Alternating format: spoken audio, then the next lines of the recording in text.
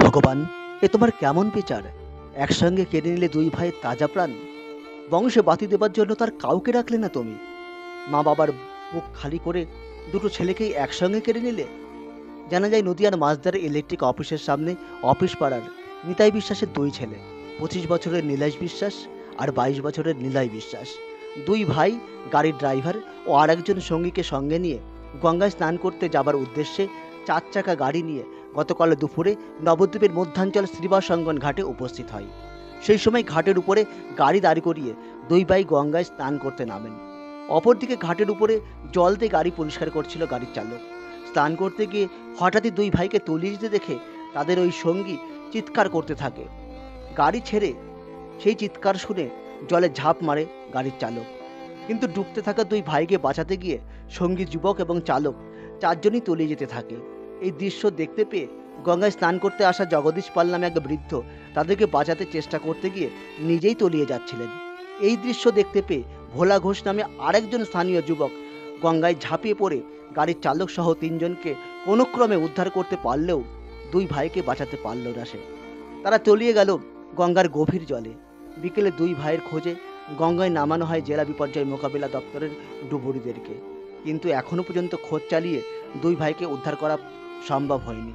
অপরদিকে ঘটনায় খবর পেয়ে মাঝদিয়া থেকে ছুটে আসে তলিয়ে যাওয়া দুই যুবকের পরিবার। দুই ছেলেকে হারিয়ে কান্নায় ভেঙে পড়ে তারা। দুই ছেলেকে ছাড়া আজ যে কেউ রইল না তাদের। দুই ছেলের প্রতিষ্ঠিত করবার জন্য বাবা পরিশ্রম করে যেত সারা দিন, কিন্তু সব শেষ। এক লহমায় শেষ হয়ে গেল দুই ভাইয়ের দুটি জীবন। চোখের জল ফেলা ছাড়া বাবা মায়ের আর তো কিছুই রইল না। এই ঘটনা শুনবার পরেই চোখের জলে বুক ভাসাচ্ছে মাঝদিয়ার সকল মানুষজন। একসঙ্গে দুই ছেলেকে হারিয়ে যন্ত্রণায় বাবা মা যেন বেঁচে থাকতো তারা জীবন্ত লাশ। মানে আমি আমি তলি যখন যাচ্ছি তখন আবার আরেকজন যেন দেখেছি, বলে গামছা দে, নাহলে আমি আমি আমি তলিয়ে যাচ্ছি। আচ্ছা, তখন আরেকজনের গামছা দিয়েছে, শেষ পর্যন্ত আপনাকে বাঁচিয়েছে। হ্যাঁ, মানে আপনিও ডুবে যাচ্ছিলেন ওদের বাঁচাতে গিয়ে? আমি দুটো জল খেয়েও ফেলেছি। আচ্ছা, তার মানে আপনি বাঁচাতে যাচ্ছিলেন দুজনকে, হ্যাঁ। শেষে আপনি নিজেই চলে যাচ্ছিলেন। আপনাকে আবার স্থানীয় এক ছেলে ভোলা বাঁচিয়েছে আপনাকে। এখানে গল্প করছিলাম, ঠিক আছে, মানে দিদির সাথে। যাই হোক, হইচই মিলিয়ে দেখি ওই দিদি বললো মানে গঙ্গায় হয়ে হচ্ছে কী যেন হয়েছে। যাই হোক, আমি বললাম ছুটে গিয়ে হাফ প্যান্ট করে একটা গেঞ্জি ছিল, টাকা পয়সা মোবাইল ফোবাইল সবই ছিল। তখন দেখি ওরা 4জন মিলে মানে 2জন ধরো মোটামুটি যাওয়ার পথে গোটা মানে গঙ্গার মধ্যে চলে যাবে এরকম ব্যাপার। যাই হোক, আমি টাকা পয়সা মোবাইল ছুড়ে দিয়ে আমি আর নামলাম। ওই দুটো ছেলের মধ্যে আরও দুটো ছেলে ছিল, ওই দুটো ছেলেও যাবে এরকম ব্যাপার। যাই হোক, ওই দুটোকে আমি কোনোরকমভাবে বাঁচালাম, দিয়ে উদ্ধার করলাম, দিয়ে এখানে গামছা ছিল নিয়ে আমি আবার নামলাম। তা ওই দুটো ছেলেকে আমি বাঁচাতে গেছি, তার মধ্যে আমি 1 টাকা দেখিই তো নি, আর একটা ছিল হাত ছিল মানে তার দেখা গেল কেমন। তা আমি গামছা ছুড়লাম, যা চোখে দেখতে পাইনি, ধরতে পারিনি। এবার আমি যে বাঁচাতে যাবো তার মধ্যে যে দুটোকে বাঁচিয়েছি আমাকে তো জড়িয়ে ধরেছে।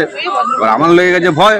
তা যাই হোক, ওই মোটা ছেলেটাকে আমি আবার ধাক্কা দিয়ে আবার ট্যাঙ্গা তুলে দিলাম, দিয়ে আমি আবার গামছা যেহেতু ছুড়লাম, যা কারো সে ধরতে পারে না। তার মধ্যে একটা তো আগে চলেই গেছে মোটামুটি, সেটাকে দেখার মতো আমার সুযোগ আমি পাইনি। আর একটা হাত তোলা ছিল। হ্যাঁ, এবার সে তো যেহেতু আমি গামছা ছুঁড়েছি, ও আর ধরতে পারে, দেখতে পাচ্ছে না যে গামছা ধরবে, হাতের মধ্যে চলে গেল, আর ধরার মতো সুযোগও পাইনি।